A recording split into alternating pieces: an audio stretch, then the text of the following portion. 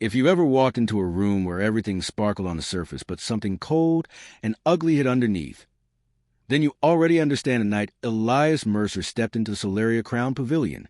The place gleamed like a palace of glass and light, and yet behind all that shine, something darker waited beneath. And before we go any deeper into the story, let me pause for just a moment. If you enjoy powerful, emotional stories like this one, make sure to like, share, comment, and subscribe.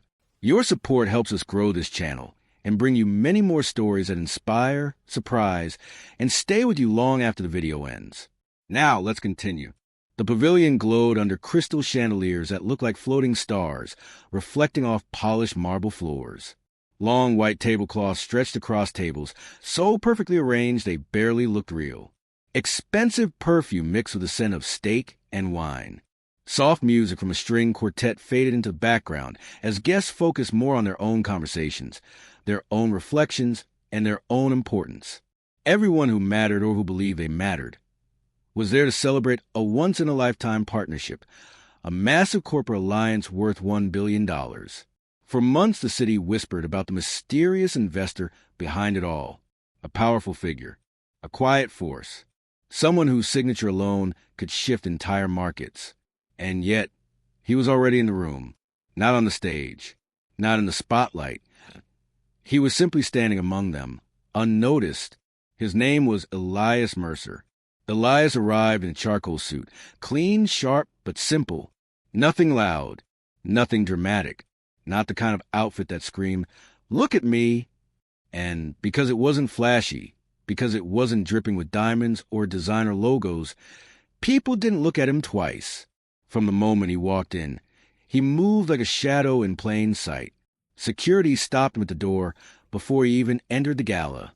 One guard scanned him up and down and asked if he was there to help with catering. Elias didn't argue, didn't get offended. He simply handed over the engraved invitation, a black card with a silver crest. The guard stiffened with embarrassment, but still watched Elias with quiet suspicion as he stepped inside. And inside wasn't much different. Two women in glittering gowns shifted away from him as he passed, sliding their purses to the opposite arm. A man at the bar joked loudly that staff should be served first, then cut in front of Elias to order a drink. Elias just nodded politely and ordered a glass of water, calm and unbothered, because the truth, the real truth, was something none of them could imagine. Their futures were already sitting quietly in his hands. They just didn't know it yet. When the host stepped onto the stage, applause rose instantly. A wave of polished arrogance rippled through the room.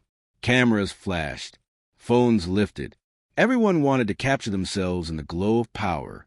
Celeste Harrington, the CEO's elegant and prideful wife, stepped into the spotlight, her gown sparkling like liquid gold. Her husband, Dorian Harrington, followed close behind, chin raised, smile wide, basking in the attention he believed he deserved. To them, this partnership, this billion-dollar moment, this entire night was about them. They were the center, they were the royalty, and they believed everyone else existed beneath them.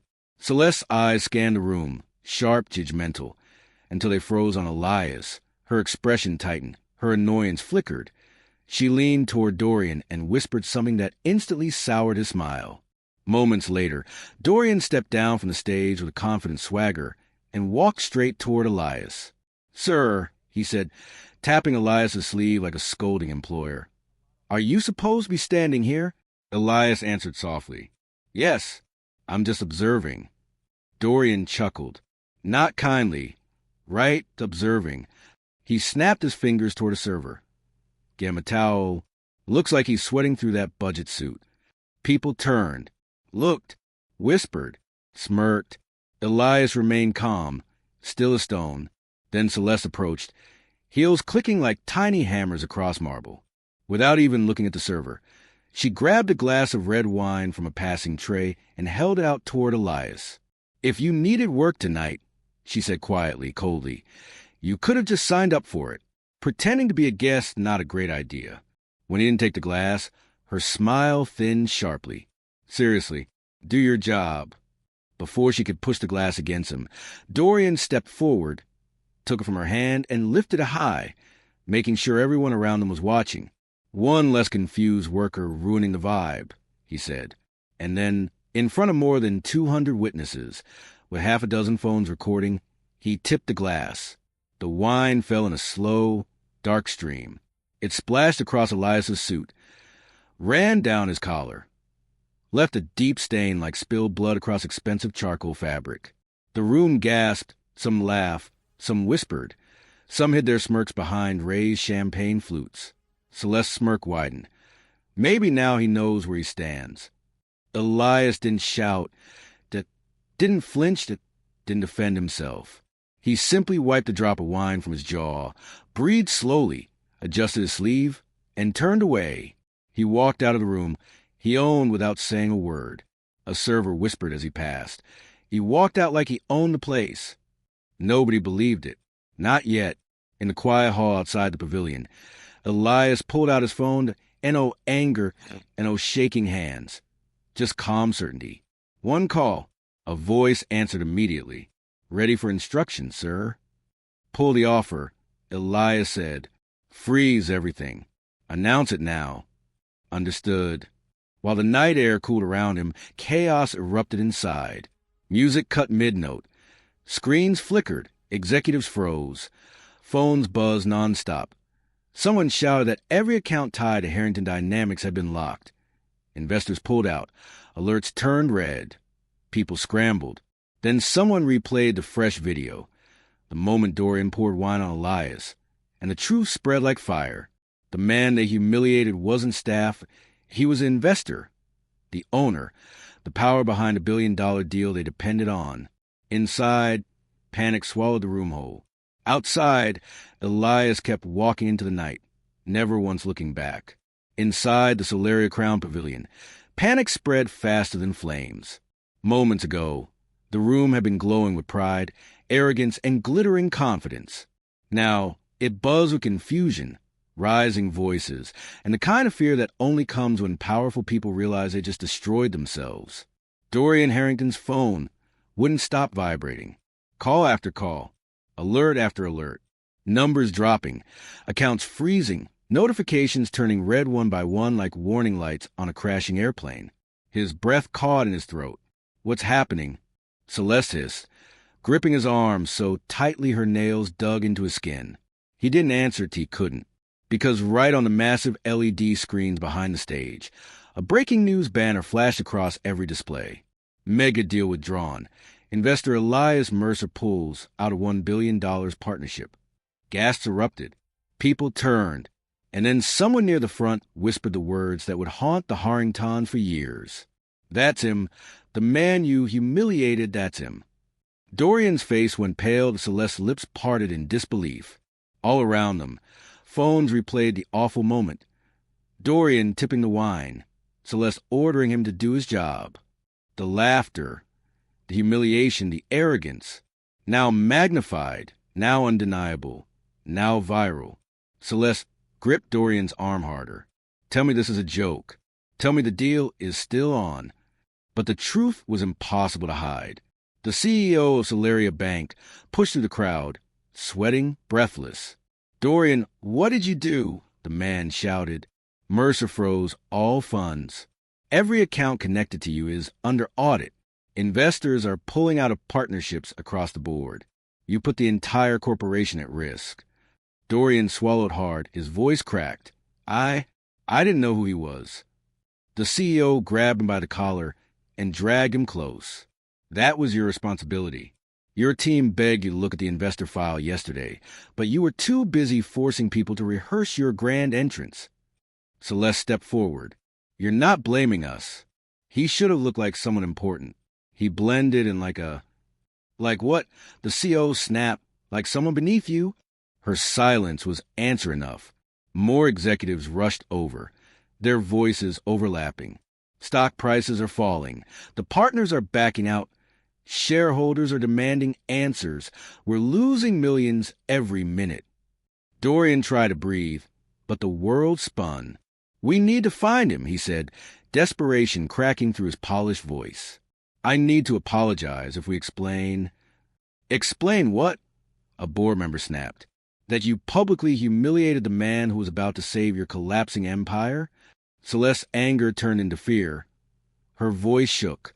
Please, there must be something we can do.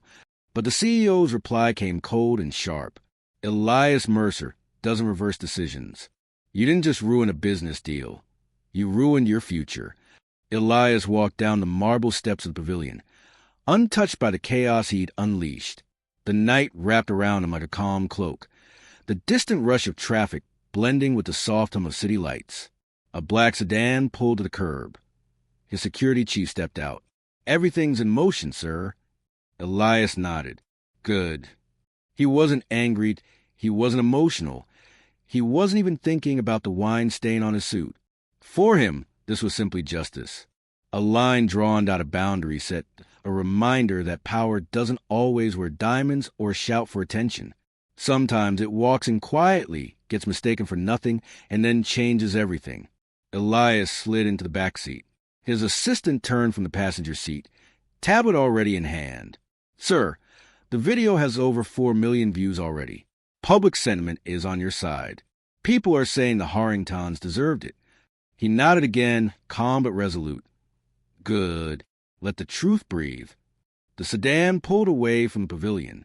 Inside the car, Elias closed his eyes, not from stress, but from clarity. For years, he had watched men like Dorian and women like Celeste treat the world as if it belonged solely to them. They climb by stepping on others. They shine by dimming everyone around them. And tonight, they finally met a reality they couldn't control.